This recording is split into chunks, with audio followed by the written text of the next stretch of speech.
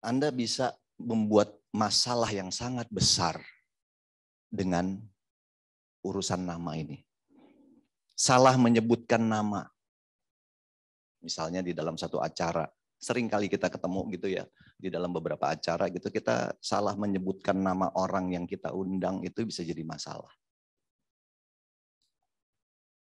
Atau kita tidak menyebutkan nama tersebut. Kita undang orang, ada Bapak Erick Thohir, kita undang ke sini, habis itu saya salah sebutinnya. Saya bilang, selamat datang Bapak Luhut Binsar Panjaitan. Jadi masalah besar tuh. Menulis nama apalagi, yang tadi saya udah sebutkan. Begitu kita username, identity kita itu kita taruh salah, selesai. Nggak akan diterima. Tidak akan teridentifikasi kita. Memanggil nama dan merubah nama itu pun merupakan hal-hal yang sangat merepotkan. Kalau kita mau ganti nama kita di KTP.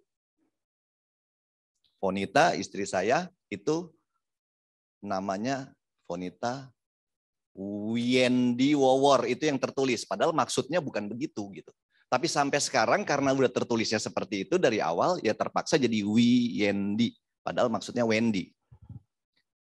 Dan itu menjadi masalah kalau kita mau merubah. Jadi nama ini adalah bukan nama bukan sesuatu yang kita boleh abaikan atau kita tidak anggap ini sesuatu yang serius. Biometrics itu juga penting. Itu untuk mengidentifikasi fisik kita. Kita menyadari pentingnya identitas, kita udah menyadari ini sekarang ya. Bahwa saya maksudnya kembali menyadarkan, mengingatkan saudara bahwa nama itu sangat penting. Tapi kita mengenal nih satu istilah. Siapa yang ingat kata-kata ini? What is in a name? Ada satu pujangga gitu ya, seniman terkenal di dunia ini yang membuat cerita tentang Romeo and Juliet. Cerita percintaan. Lalu ada kalimat yang terkenal dari cerita Romeo and Juliet itu yang disebut kalimat itu bilang, what is in a name? Juliet menyatakan itu kepada Romeo karena dia tidak peduli mau namanya itu siapa. Kalau kalimatnya ini mau dilengkapin itu bagiannya nih saya ada kutipannya. Tapi dia bilang, what is in a name? Ini Juliet yang ngomong kepada orang, kepada audience. Which we call a rose by any other name will smell as sweet. Artinya apa? Apa sih artinya sebuah nama? Kalaupun kita ganti kata-kata rose ini, kita mau bilang jadi batu gitu. Tapi dia tetap wangi dan menenangkan kita. Dalam pernyataan, dalam konteks cerita ini, Romeo and Juliet, Juliet itu begitu dia mengasihi Romeo, dan Romeo itu mereka seperti pasangan yang tidak bisa dipisahkan gitu, sampai mereka menghadapi kematian.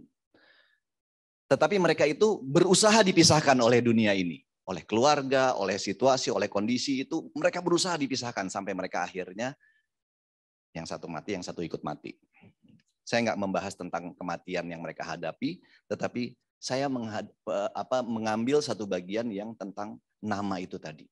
Juliet itu tidak peduli lagi gitu tentang namanya. Bahkan fisiknya pun dia udah nggak peduli lagi.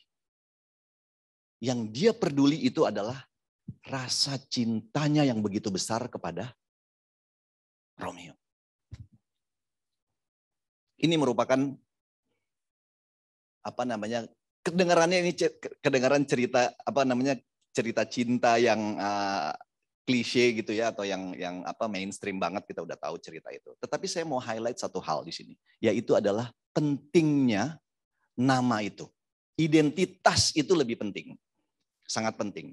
Tapi dalam hal ini, Juliet itu tidak peduli lagi sama identitas itu. Identitas fisik, bentuknya, orangnya mau kayak bagaimana. Bahkan ketika Romeo mati pun dia nggak peduli. Rasa cintanya dia tetap ada. Dia udah nggak melihat lagi, even namanya. Lu mau ganti kayak namanya, mau jadi siapa kayak gitu.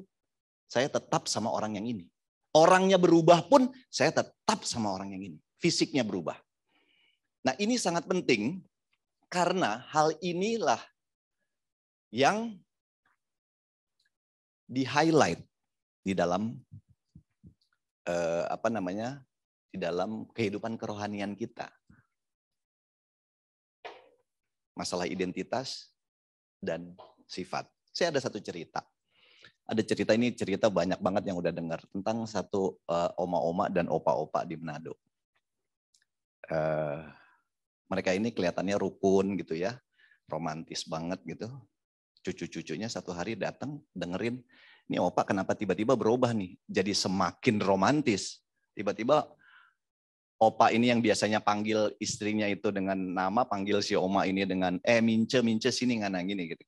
Tiba-tiba satu hari dalam satu periode itu belakangan mereka melihat, cucu-cucu ngelihat nih, ini opa kenapa jadi tiba-tiba romantis banget ya, manggilnya sayang sini. Dia panggilnya dia udah nggak panggil nama lagi. Dia panggil itu dengan cantik sini gitu. Cucu-cucunya bingung. Dia ngelihat, ini kenapa nih opa nih tiba-tiba berubah banget gitu ya. Apa salah minum obat atau apa gitu ya. Jadi mereka bingung lihat. Tapi satu waktu akhirnya anak cucu-cucunya ini penasaran, opa kenapa sih tiba-tiba jadi, opa memang sayang kan sama oma. Ya tapi kenapa opa nggak panggil-panggil lagi namanya? Iya, opa kenapa tiba-tiba jadi berubah? Ini kita tahu opa nih berapa tahun ini nggak kayak begitu. Ini sekarang kenapa jadi sayang-sayang, hani-hani gitu. Kenapa opa? Jangan bilang-bilang ya.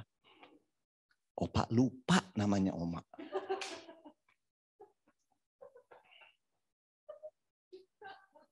Opa lupa. Jadi supaya nggak salah-salah, daripada oma tersinggung, dia pikir, dia panggil.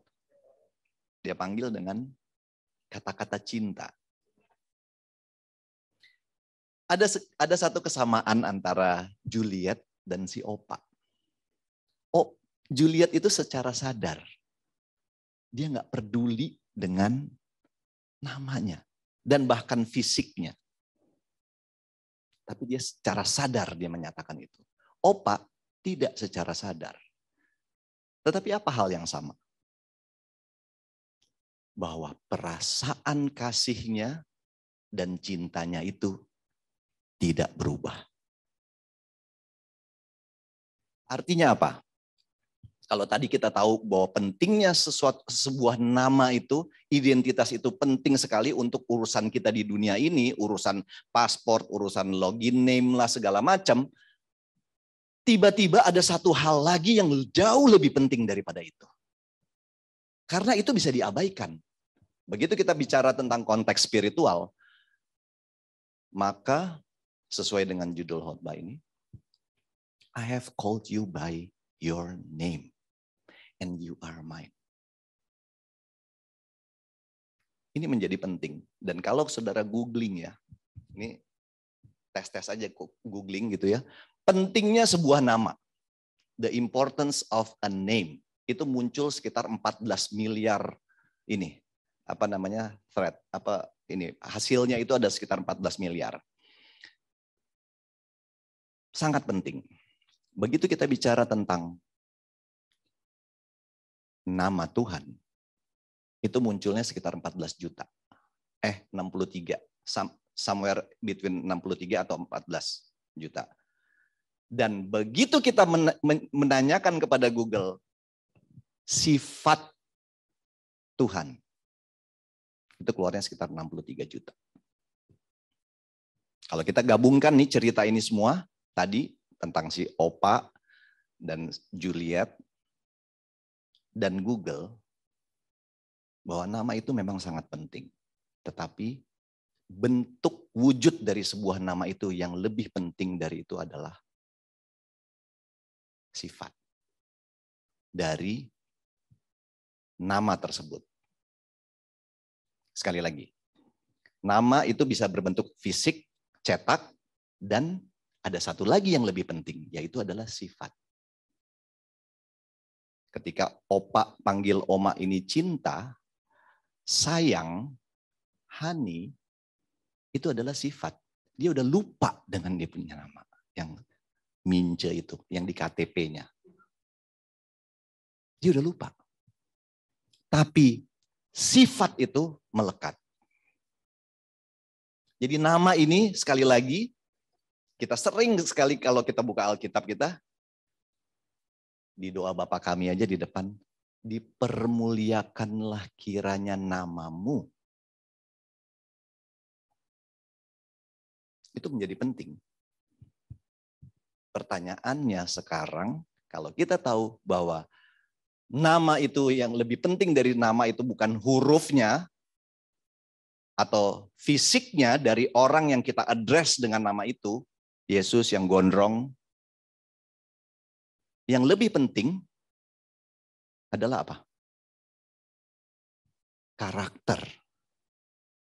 Fisik juga punya karakter fisik disebutnya. Tapi kalau di bahasa Indonesia itu saya lebih senang karena kita lebih umum untuk menggunakan sesuatu yang di dalam kita ini. Itu dengan kata-kata sifat. Jadi sifat ini adalah merupakan identitas yang paling penting. Bukan yang fisik atau yang tercetak.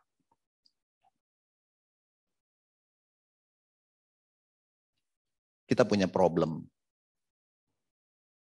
yang berkait dengan pengenalan identitas dan nama dan identitas ini. Problem menurut saya ini problem yang sangat besar. At least buat saya ini sangat besar. Kita buka Matius 7 ayat 22 dan 23. Saya cuma ambil satu kutipan aja dari Matius 7 dan ayat 22 dan 23. Mungkin bisa ditayangkan. Di bagian terakhir itu ada yang kata-katanya Yesus itu, sebelumnya dia bilang, kamu sudah melakukan mujizat dalam namaku. Kamu memanggil-manggil namaku, kamu melakukan hal-hal yang luar biasa. Menyembuhkan orang sakit dan lain-lain. Tetapi di belakangnya apa? Aku tidak mengenal engkau. Saya baca itu pusing, stres. Terus gimana caranya ya? Kalau saya udah memanggil-manggil nama Tuhan, saya udah melakukan pekerjaan Tuhan, saya melakukan pelayanan, bahkan di sini dikatakan kamu, ini Yesus yang ngomong. Kamu sudah melakukan mujizat dalam namaku, tapi aku tidak mengenal engkau, dan yang bagian terakhirnya sangat mengerikan. Enyahlah kamu daripadaku,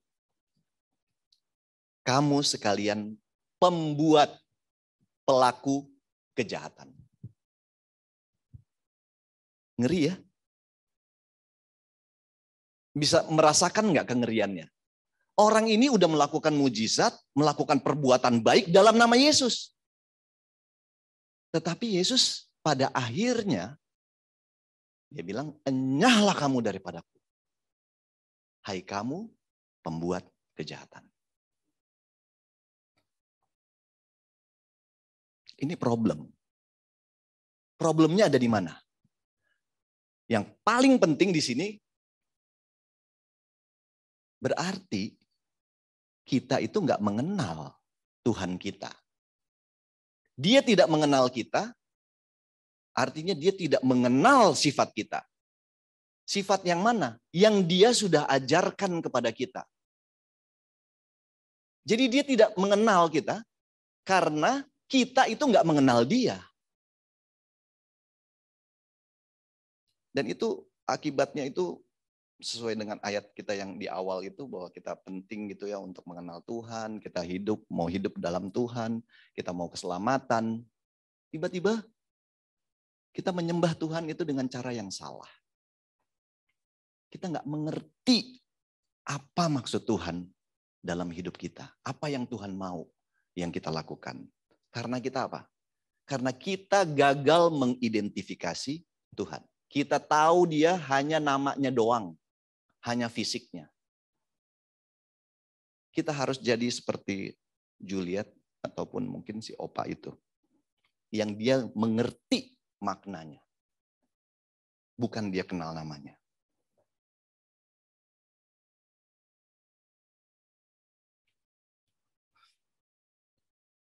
Di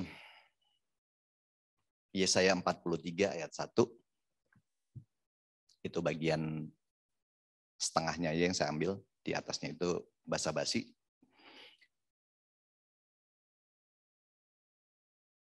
Yesaya mengatakan, do not fear, ini Tuhannya. For I have redeemed you, I have called you by your name, and you are mine. Bahasa Indonesianya, jangan takut, sebab aku telah menebus engkau, aku telah memanggil engkau dengan namamu. Engkau ini kepunyaanku. Sangat menghibur. Sangat menenangkan hati saya. Dibandingkan dengan ayat yang tadi.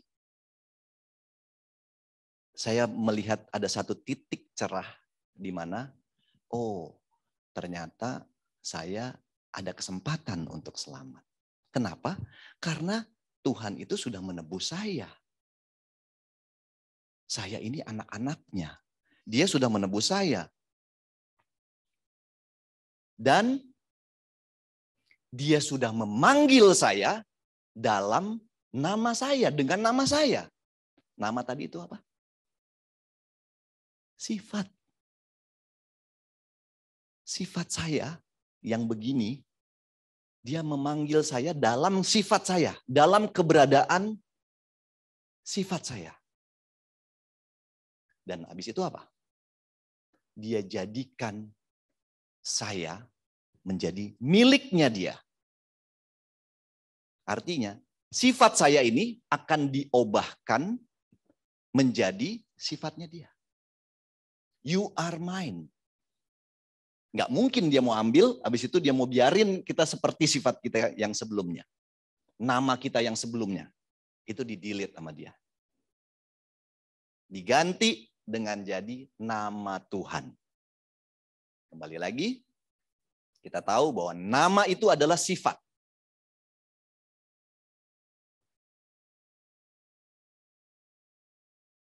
Saya langsung ke poin-poin penting di dalam khotbah ini.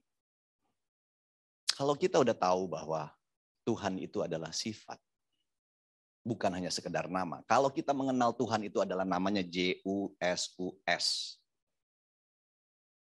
Udah jelas jawabannya. Yesus sendiri bilang, aku tidak mengenal engkau pada akhirnya. Karena kita gagal mengenal. Kalau kita berpikir lebih jauh lagi, bahwa nama itu adalah sifat. Kita sepakat bahwa nama itu adalah sifat.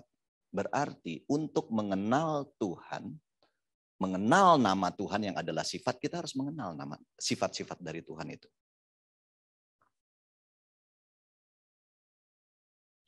Dan apa sifat Tuhan? Yang adalah namanya.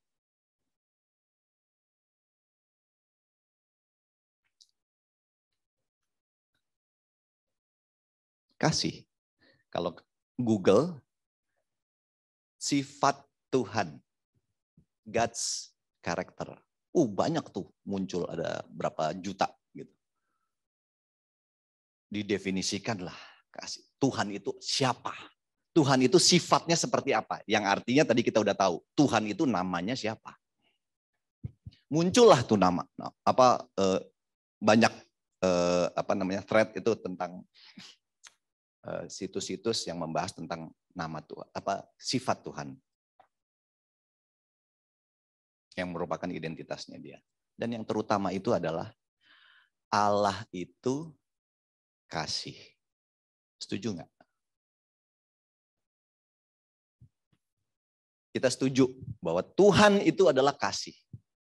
Yang adalah, nah ini kasihnya dia berbeda nih. Yang adalah pengampunan. Jadi sifat Tuhan ini sangat mendasar.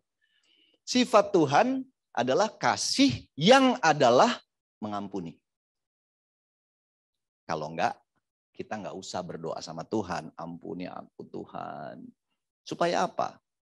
Kasihi aku Tuhan. Kenapa kita minta dikasihani sama Tuhan? Karena Tuhan itu kita tahu Maha Pengasih dan Penyayang. Dan habis itu kenapa kita berdoa? Ampuni aku Tuhan.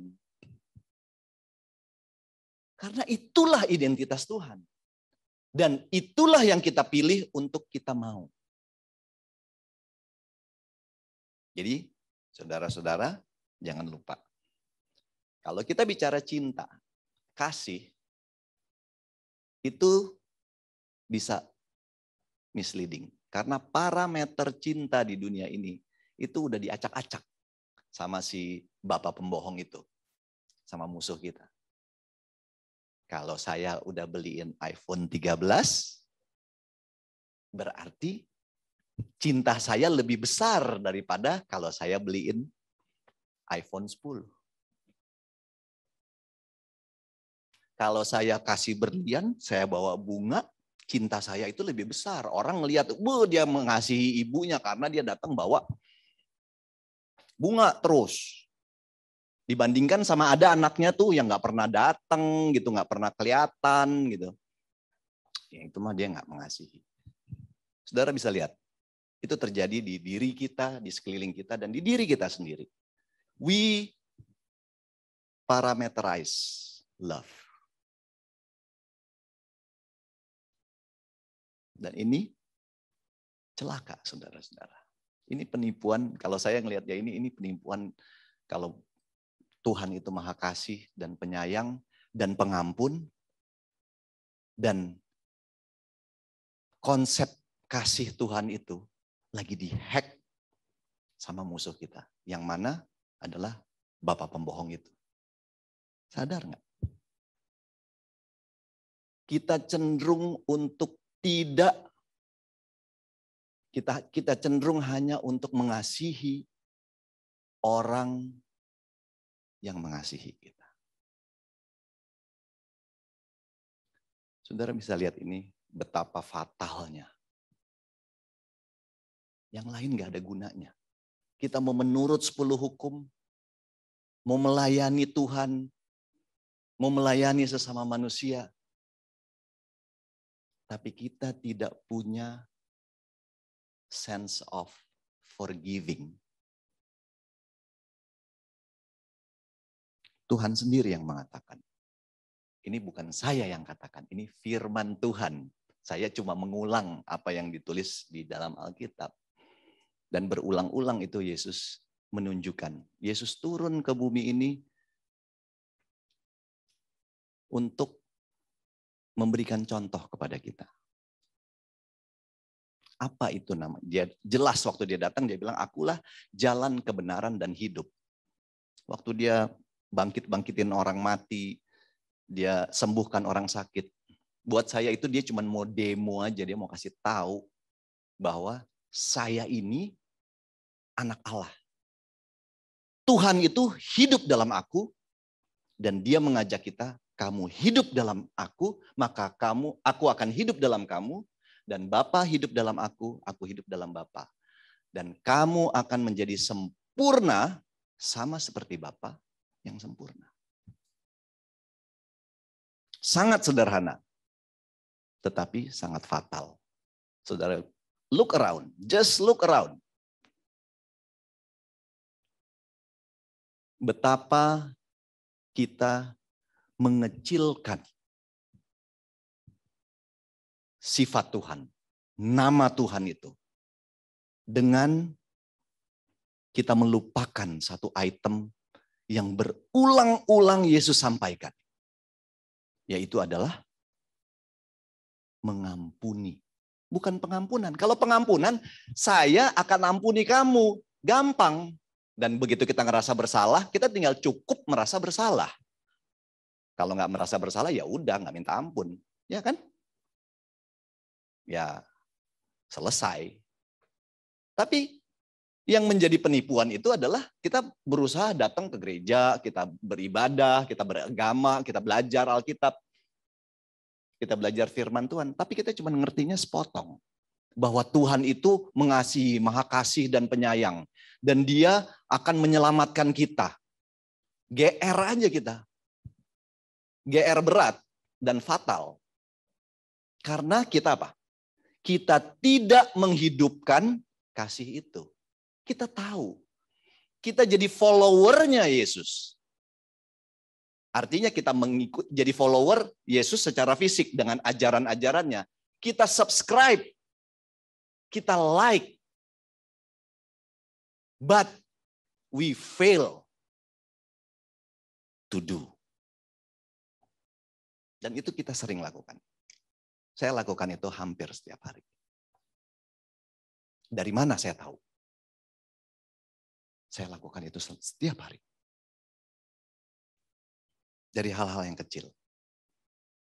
Ketika saya marah. Itu satu contoh. Ketika saya marah. Saudara coba gali. Kemarahan itu kenapa? Karena ada sesuatu yang kamu nggak suka. Yang dilakukan oleh orang. Atau sesuatu. Theo waktu kecil bisa marah sama sendok.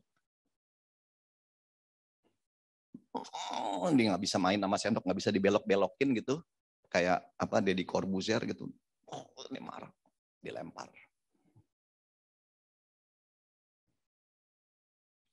Setiap hari kita merasakan kemarahan itu.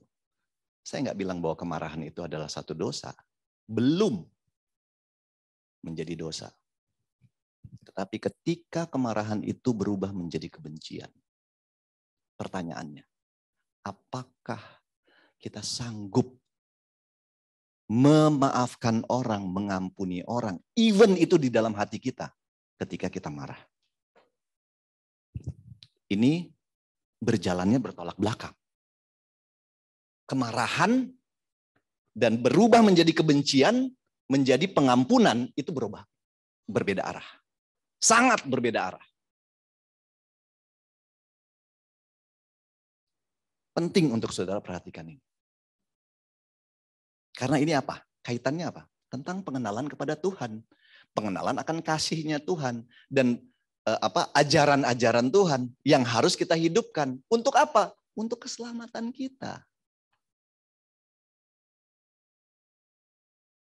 Dan kita lagi dihack abis-abisan. Belum lagi kesombongan. Itu lebih halus lagi. Kita nggak sadar gitu bahwa kita itu hidup penuh dalam kesombongan. Kita minta dihargai. Begitu orang nggak menghargai kita, kurang ajar nih orang. Nyemplung tuh langsung. Bukannya kita bilang ada orang yang datang gini, ada orang yang kurang ajar sama kita gitu ya. Datang ke rumah kita gitu, oh ngambil makanan gini, habis itu pulang lagi. Bukannya kita bilang, ampuni Tuhan, karena dia nggak tahu apa yang dia perbuat. Instead of doing that, kita post. Kita hasut semua orang. Di status kita. Jangan percaya sama temen yang kayak begini, begana, begini. Nggak disebut sih namanya. Tapi kita post. Problemnya itu ada di mana? Bukan ada di orang. Ada di kita sendiri. Dan kembali lagi. Hal ini kedengarannya kecil. Tetapi ketika itu tidak ada di dalam kita. Walaupun kita mengakui bahwa saya subscribernya Yesus. Saya followernya dia. Saya like semua komennya dia. tetapi saya tidak menghidupkan apa yang diajarkan, apa yang diinginkan Tuhan. Maka semuanya itu, mohon maaf, sia-sia.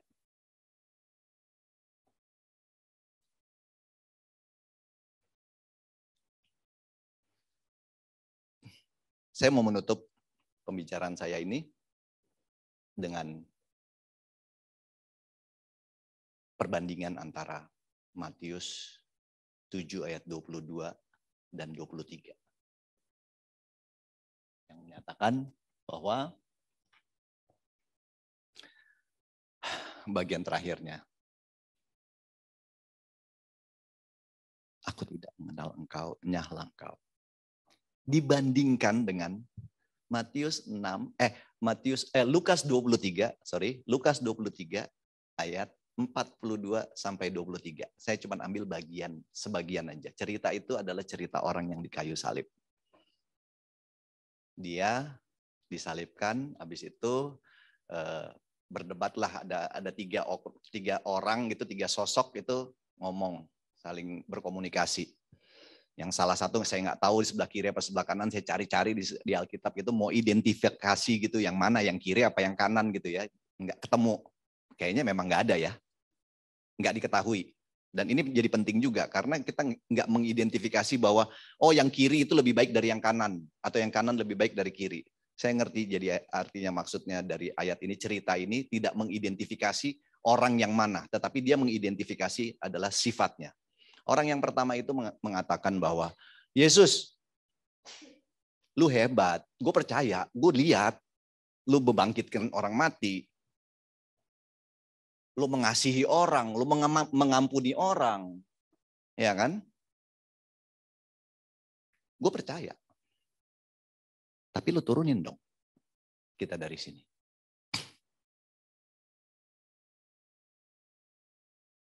Sakit nih, udah mau mati nih. Lu turunin aja diri lu, habis itu lu turunin kita. Bener nggak? Bener, kalau dilihat dari mata dunia, bener. Saya mungkin juga kalau ada di salib, di sebelah Yesus, saya tahu Yesus, saya minta maaf, saya minta ampun. Lu kan hebat, tapi ya udah kan lu maha kasih. Ya udahlah, lu turunin aja diri lu, habis itu lu turunin gua. Gua akan ikut lu, udah pasti. Gue dari kecil udah belajar tentang lu, tapi emang kemarin gue salah-salah gitu. Saudara bandingkan sama orang yang di sebelahnya. Yesus itu tidak merespon sama sekali. Tapi saudara bayangkan gitu ya, orang yang sama jahatnya itu di mata dunia, itu merespon terbalik. Dia bilang, bro, lu sama gua itu sama-sama penjahat. Ya udahlah, kita nih memang layak ada di sini. Disalib. Tapi kalau dia kan kita tahu bahwa dia itu tidak bersalah. Pilatus aja nggak berani untuk menghakimi Yesus. Yesus itu dihakimi oleh umatnya sendiri. Ingat ya, oleh umatnya sendiri. Pilatus hanya mendengar mimpi istrinya, tidak berani mengambil keputusan karena dia tidak melihat orang ini punya kesalahan.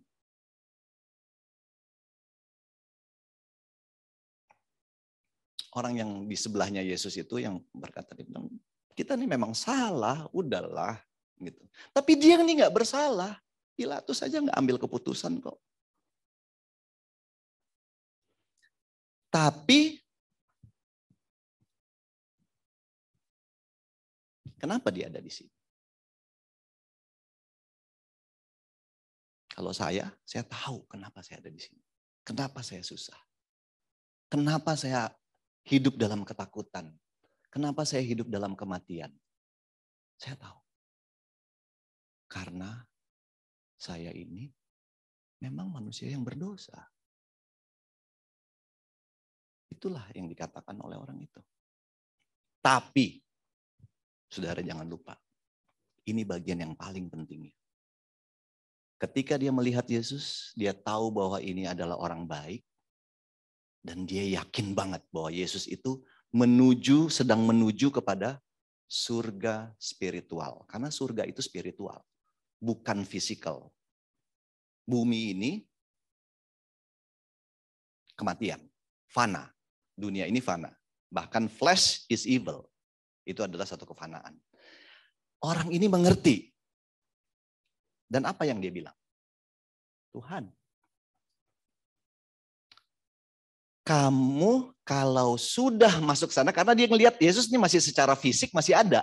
Jadi belum nyampe nih. Ini pikirannya dia. Tapi dia tahu bahwa Yesus itu adalah makhluk spiritual, bukan fisikal. Jadi dia bilang, Tuhan, kalau kamu sudah di surga nanti, dia bilang apa? Minta diselamatkan ya, bawa gue ya. Dia bilang gitu nggak? No. Dia cuman bilang, ingat aku. Kenapa dia nggak minta diselamatkan? Pertanyaannya ini penting sekali. Kenapa dia tidak minta diselamatkan? Yesus, udah gue percaya gini, nanti kalau lo udah sampai di sono, selamatin gue ya. Dia hanya minta diingatkan. Why? Karena dia tidak merasa layak untuk ada di tempat yang kudus itu.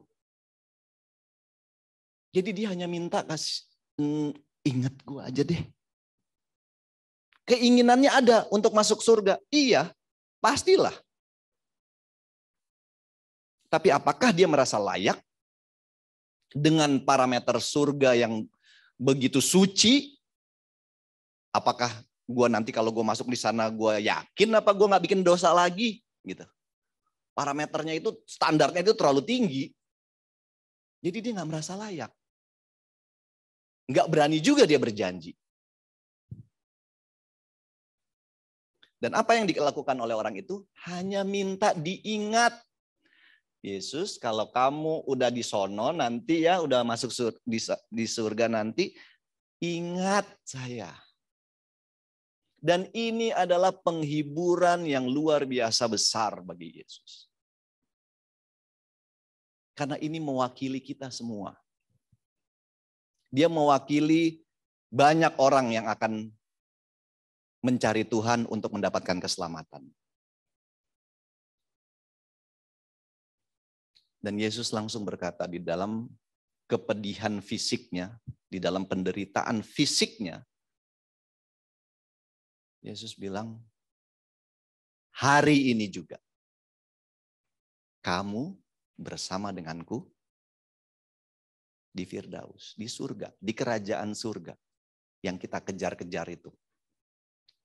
Kita selamat. Hari ini juga engkau mendapatkan keselamatan itu. Hari ini juga engkau berada denganku di Firdaus.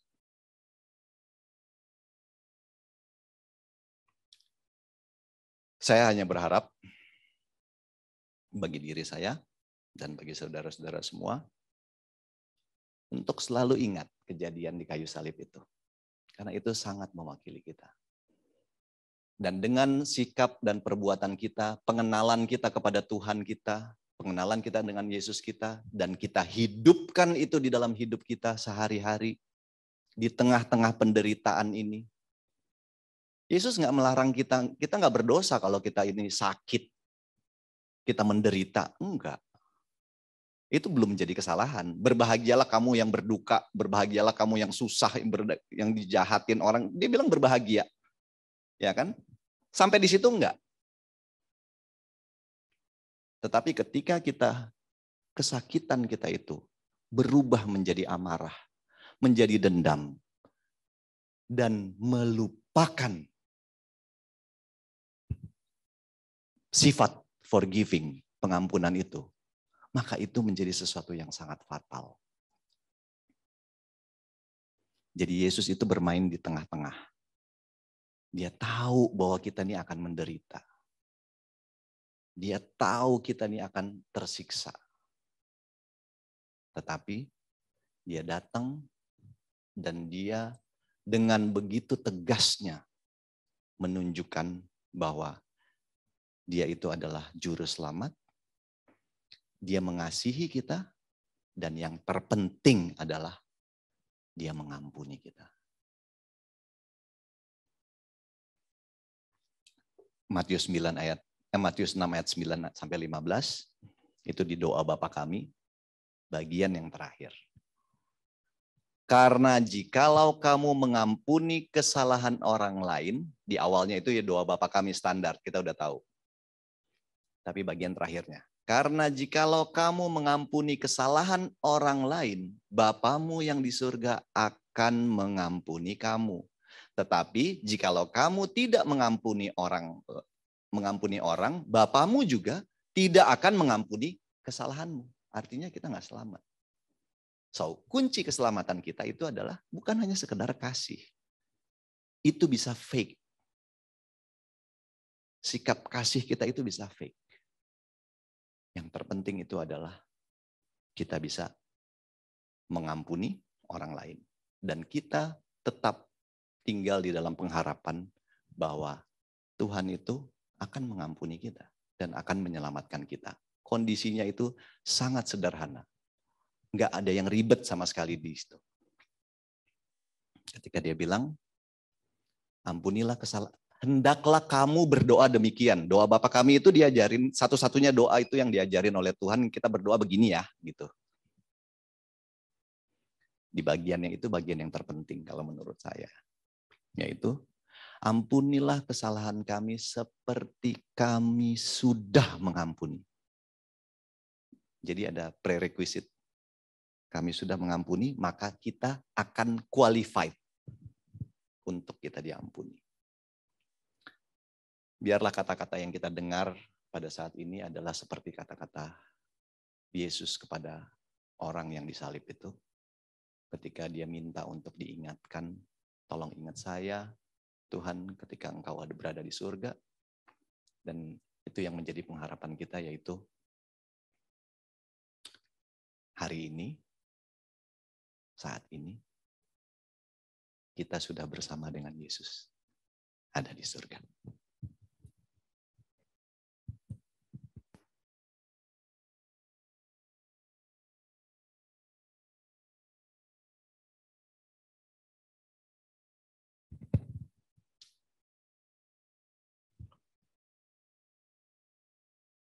Kita akan tutup dengan doa.